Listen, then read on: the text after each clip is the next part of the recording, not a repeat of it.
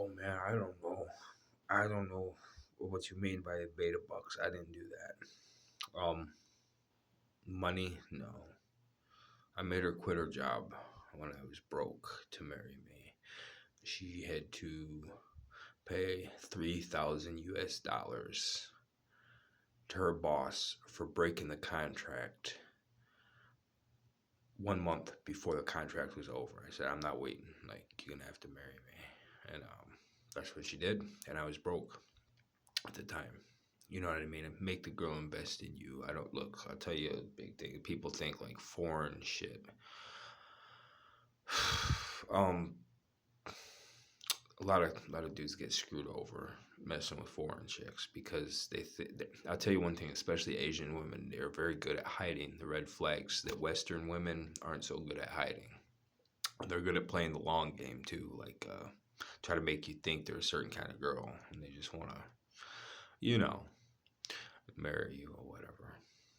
Get a passport, get money down the road, something like that. But no, like we're broke. Like I'm working at a fast food restaurant, and she's a full time stay at home mother. I don't want her to work. I don't want my wife out working for anybody else, not another man. I'm not wanting my wife to go spend some of her time to work for the owner of some companies. It's another dude. I just what I mean. That's not what I want. But so yeah, I didn't do that, and we had planned on staying in Asia like until like COVID and everything happened. It's like we need to have the same passport, and I can't get a Chinese passport, so I can never become a citizen. But she can become a citizen of my country. So like if we're out, like we're not staying here. When she gets her citizenship, we're back abroad, and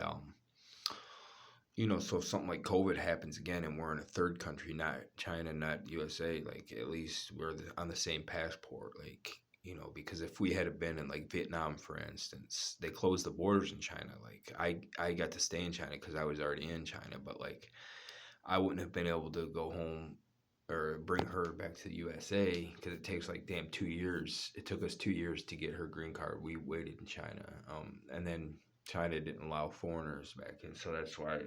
Anyways, enough of that question. The beta buck shit, man. No, I'm not the type of dude who would ever do anything like that. I'd rather be dead than be that type of man. But okay, English, man. You're asking me too many damn questions. You gotta understand. I stayed in her damn country like 7 years before I met her. Okay, I've spent one time 5 months with only seeing one white person. All right, and I've also spent 8 months straight without seeing another white face. Okay, so like I don't know how to tell you like what it is. Like I'm used to speaking for so long. For 10 years, I stayed in her country. I'm used to speaking to people whose English is shit.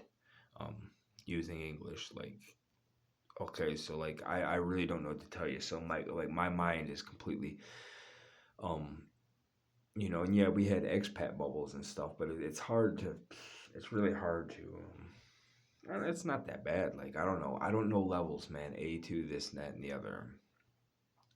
I really don't know what to tell you as far as that goes, but that's not the big issue.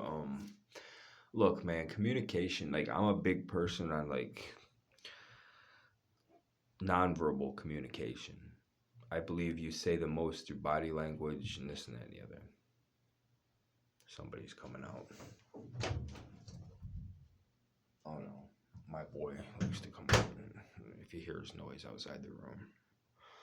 Um, but anyways, I'm sitting here on the toilet. But yeah, man, I really don't know. I think you're stressing too much about the language thing. Maybe that's something important to you. I really don't know what to tell you, man. Because like I said, I spent a decade abroad, and I've spent some places that are like no other foreigners. So I'm just to me, I don't hear if I hear somebody foreign, I'm actually more comfortable speaking with people whose English is shit in English. I'm actually more comfortable speaking um, with non-native speakers. I really am. I don't know. That's kind of weird, but so I don't know, man.